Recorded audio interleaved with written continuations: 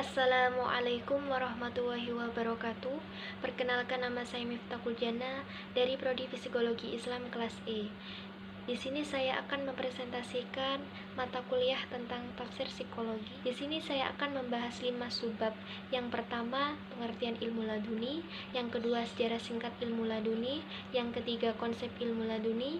Yang keempat, ilmu laduni dalam perspektif Al-Quran. Dan yang kelima, ilmu laduni dalam perspektif Al-Ghazali beserta dengan kesimpulannya. Pengertian materi yang pertama yaitu tentang pengertian ilmu laduni. Ilmu laduni atau huduri ialah ilmu yang proses perolehannya melalui proses pencerahan oleh hadirnya cahaya ilahi dalam qalb. Dengan hadirnya cahaya ilahi itu, semua pintu terbuka, menerangi kebenaran, terbaca dengan jelas, dan terserap dalam kesadaran intelek seakan-akan orang tersebut memperoleh ilmu dari Tuhan secara langsung. Di sini Tuhan bertindak sebagai pengajarnya, sebagaimana firman-Nya yang telah tercantum dalam Al-Quran surat Al-Baqarah juz 2 ayat 31 yang berbunyi, Bismillahirrahmanirrahim, wa 'allama Adamal asma'a kullaha thumma araduhum 'alal malaikati faqala anbi'uni bi asma'i haula'i in kuntum shadiqin, yang artinya, dan Dia ajarkan kepada Adam nama-nama benda semuanya, kemudian Dia perlihatkan kepada para malaikat seraya berfirman, sebutkan kepadaku nama semua benda ini jika kamu yang benar. Quran surat Al-Baqarah juz 2 ayat 31. Materi yang kedua tentang sejarah singkat ilmu laduni. Di sini dibagi menjadi 2 zaman. Yang pertama zaman klasik dan zaman modern. Pada zaman klasik, ilmu laduni sudah ada. Sejak zaman klasik dipahami sebagai ilmu gaib karena ditafsiri secara tekstual saja. Pada masa ini penafsiran berbasis kuasi kritis dan didominasi dengan tafsir bil ma'thur yang dimulai sejak Nabi Muhammad SAW sampai generasi ulama mutaqaddimin atau sejak kemunduran Islam, yaitu jatuhnya Baghdad pada tahun 656 Hijriah atau 1258 Masehi. Kemudian pada zaman modern hingga sekarang yang dimulai sejak gerakan modern Islam di Mesir oleh Jamaluddin Al-Afghani pada tahun 1254 Hijriah atau 1838 Masehi. Para tokoh modern Islam di Mesir dalam menafsirkan Al-Quran lebih menjelaskan bahwa Islam tidak bertentangan dengan ilmu pengetahuan dan ilmu-ilmu yang modern, serta Islam adalah agama yang universal, yang sesuai dengan seluruh pada semua masa dan setiap tempatnya. Materi yang ketiga yaitu tentang konsep ilmu laduni, di mana berawal dari kisah Nabi Musa dan Nabi Khidir yang melakukan suatu pencarian guna memperoleh ilmu yang belum didapatkan Nabi Musa. Kemudian Nabi Musa berguru kepada Nabi Khidir, dan pada saat itulah Nabi Khidir menunjukkan ilmunya kepada Nabi Musa. Menurut Syekh Nawawi Al-Jawi, di saat itulah Nabi Khidir menunjukkan ilmunya kepada Nabi Musa.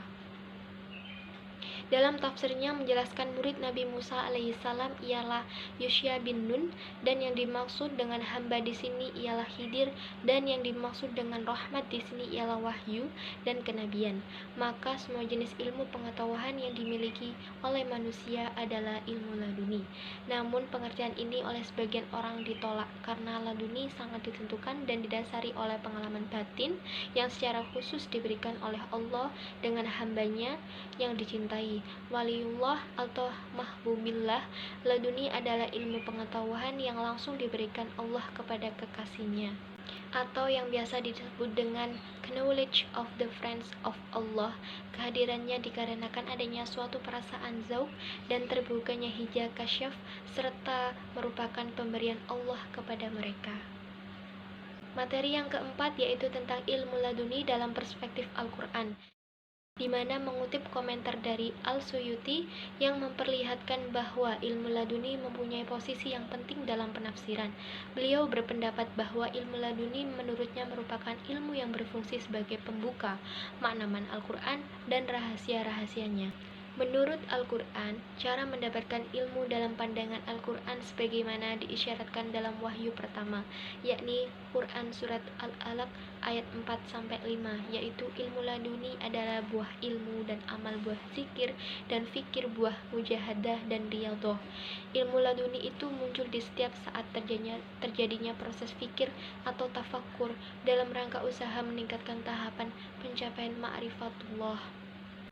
Kemudian materi yang terakhir yaitu ilmu laduni dalam perspektif Al-Ghazali beserta dengan kesimpulannya. Menurut Al-Ghazali, ilmu ialah mengetahui sesuatu berdasarkan pada apa adanya, dan ilmu itu ialah bagian dari sifat-sifat Allah. Al-Ghazali mengungkapkan dalam Ar-Risalah Al-Laduniyah bahwa ilmu yaitu penggambaran jiwa yang berbicara an-nafs an-natihah dan jiwa yang tetap tenang dalam berbagai hal. Beliau membagi ke dalam 3 istilah. Yang pertama, secara epistemologis. Secara epistemologis, ilmu dibagi menjadi 2, yaitu syariah dan ghairu syariah. Ilmu syariah sendiri memiliki arti ilmu yang berasal dari para nabi dan tidak ditunjukkan oleh akal manusia kepadanya. Ilmu itu memiliki pokok-pokok, cabang-cabang, pendahulan-pendahulan, dan juga penyempurna-penyempurna.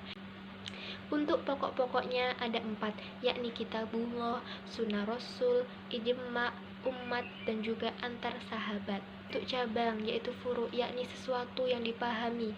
Pokok-pokok ini bukan dengan kepastian lafal-lafalnya, tetapi melalui pengertian yang diketahui oleh akal. Ini terbagi menjadi 3 macam. Yang pertama, berkaitan dengan kemaslahatan dunia yang sudah termuat di dalam kitab fikih. Yang kedua, sesuatu yang berkaitan dengan kemaslahatan di akhirat. Yang ketiga, muqaddimah, yaitu ilmu yang berlaku sebagai alat seperti halnya ilmu bahasa dan tata bahasa. Kemudian, secara ontologis, berhubungan dengan tugas dan tujuan hidup manusia. Al-Ghazali menjelaskan ilmu melalui pendekatan ontologis ini membicarakan sifat-sifat dasar dan keanekaragaman ilmu itu sendiri. Secara ontologis, Al-Ghazali membagi ilmu menjadi 2, yaitu ilmu fardhu ain, yaitu ilmu yang dibutuhkan untuk melakukan tugas-tugas akhirat dengan baik. Ilmu ini terdiri dari ilmu tauhid, ilmu syariat, dan ilmu sirri.